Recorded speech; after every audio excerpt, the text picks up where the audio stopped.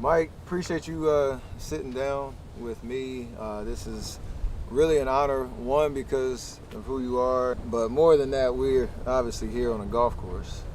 And it's a pretty special bond in terms of the basketball players who love golf. That group is growing by the year. There's a lot more people picking up the game, but you've been in it for a long time, and I'm fascinated just to know, how that love for golf in general just started, and how you balanced, golf and basketball while you were playing. Because I'm in that boat right now, and I feel like sometimes I'm playing too much golf, but sometimes I feel like I'm not playing enough. Well, that's the easiest point. I mean, that's the easiest question I can answer. Is that when I was playing, it was snow on the ground in Chicago. There was no golf courses. There was nothing. If it was, things would have been a little bit different. But I kind of got into golf mainly because, from a competitive standpoint, to me, it is the hardest game to play. Absolutely. I can always respond to an opponent, a defensive guy, offensive guy, whatever, but in golf, it's like playing in a mirror, and you're battling yourself consistently to try to get perfection every swing, every putt. For a competitive person like me, this is what keeps me sane, because when I walk away from the game of basketball, that was enough to keep my competitive juices working. Absolutely. Now when I don't have that game, this game, and it even drives me crazy then. Now I go fishing in between my golf because I got to show patience in fishing. That's going to be relative to golf. Good morning and welcome to the first day of the 43rd Ryder Cup.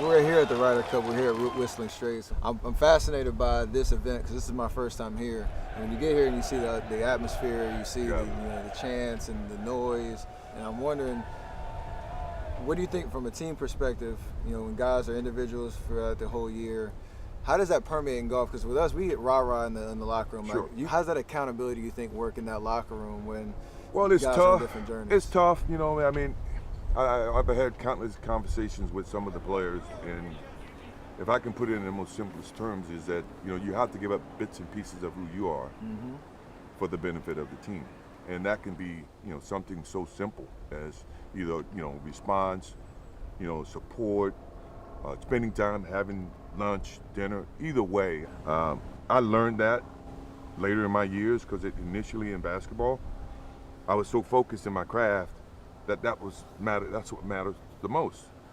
But to win, you have to give parts of yourself to other people and look at people in a different manner and come to accept them. Ryder Cup is very similar in the same sense. I mean, you got Tiger Woods on your team.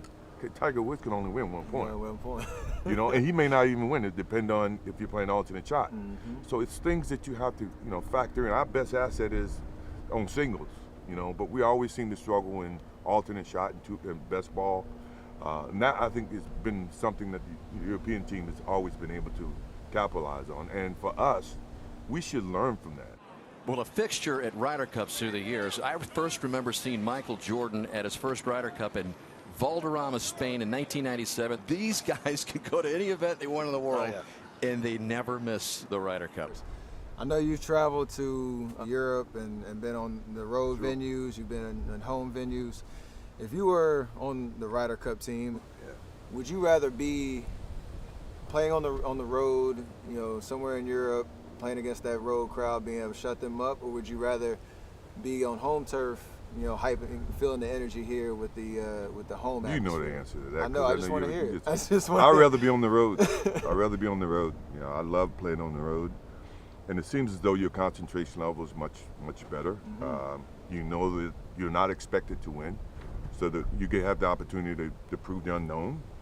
And a lot of times when you play at home, you let your hair down, you get relaxed, you see more friends, you see more family, you got to worry about tickets, you got to worry about so many other different things. So I always love playing on the road, so it minimizes my thought process and I can focus on my craft. And I would imagine if I was playing on the Ryder Cup, I would much rather play in Europe than to play home.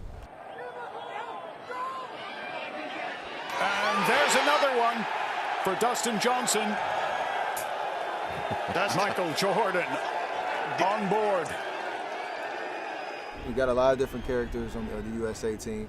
Do you see yourself in any of the Team USA members? Who do you see yourself in the most in terms of their demeanor on the course or, wow, that's something hard. about them? That's hard. You could say nobody because they ain't on your level yet. No, I think I like to say that competitive nature is you can see it in a lot of the guys, and it comes in a lot of different ways.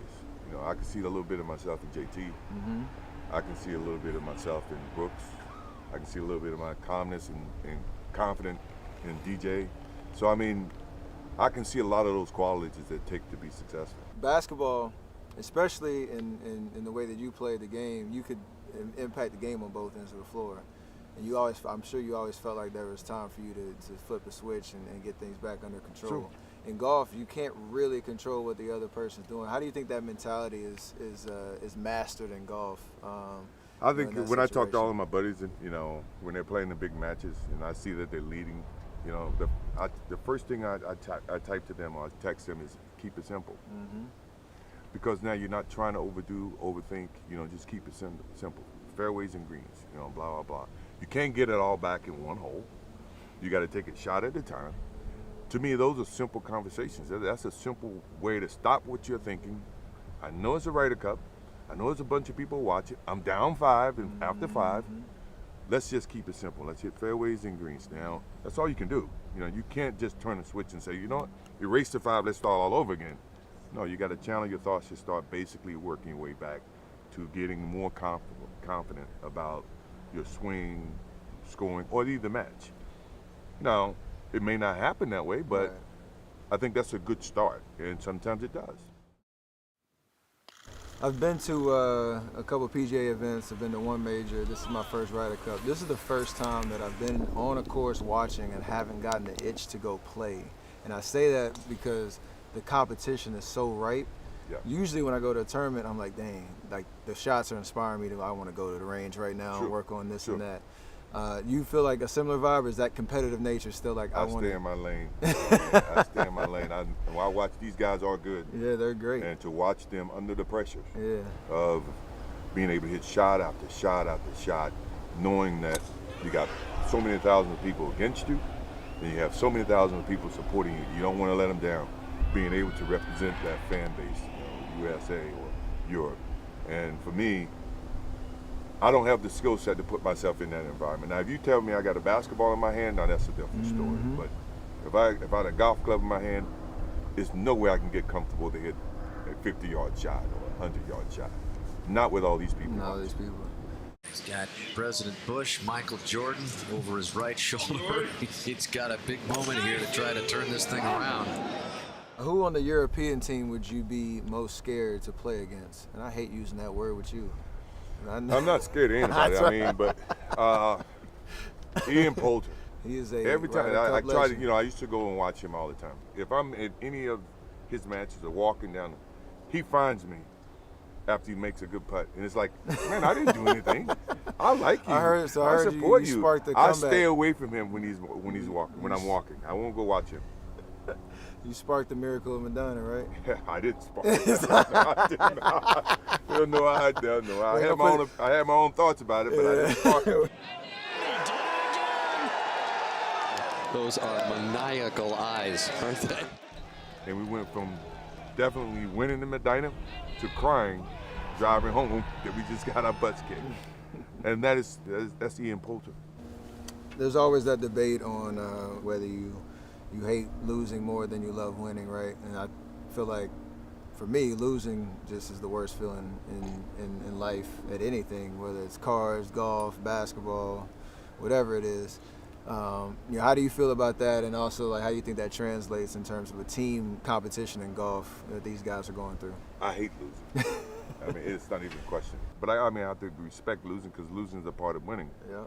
You never just win. You got to lose to win. And I think the one thing about the Ryder Cup situation is that we got to want it bad enough. We were dominant early on, and now that they are, does it mean as much to us as it does to them? Absolutely. And if that's the case, then losing is going to hurt. Absolutely. To a point where you would look at, how can I do things different? How can I change? How can I make this team better? And that's the thing about a team, and you know this too, is that before you can look at someone else, you got to look at yourself in the mirror, because that's how things get started, and you got to be willing to change. And you got to have a sense of pride about yourself.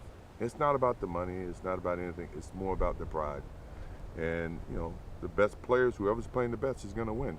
What's the most amount of holes you played in one day? Ooh, what? 63? Damn. I was rolling. 63. I was younger. I'm gonna try to beat that one. That's, Good luck. That's big. Yeah, good luck to me. Out of all the players here this week on Team USA or Europe, whose game would you want to have the most? John Rahm. I Quick agree swing, with that. doesn't waste time, That's a keep it shows his simple swing. emotions, and he's playing really good right now. That's a keep it simple swing right there. Who's the most fun basketball player you play with on the course, or one that you like to beat the most? Danny Ainge. He's my new favorite. I like that too. That's my new favorite too. Talks a lot of trash, Talk to don't Danny. he? He Yes, talks he a lot does. of trash. Imagine him on the basketball court. I had to deal with him Absolutely. there too. Yeah, I'll just stick with him out here. And last thing, what's your favorite thing just about the Ryder Cup? Once again, the camaraderie, the patriotism. You know, you representing your country, the chills I feel, and know that everybody's vying to try to win that cup. It's not about the money. It's not about anything. It's more about the pride. And you know, the best players, whoever's playing the best, is going to win. You know, I hate that we've been playing bad, that they won, but I got a good feeling this year. Let's I got do a it. good feeling. Let's do it. I appreciate you sitting down. I know how much golf means to both of us, and it's nice to connect on that level.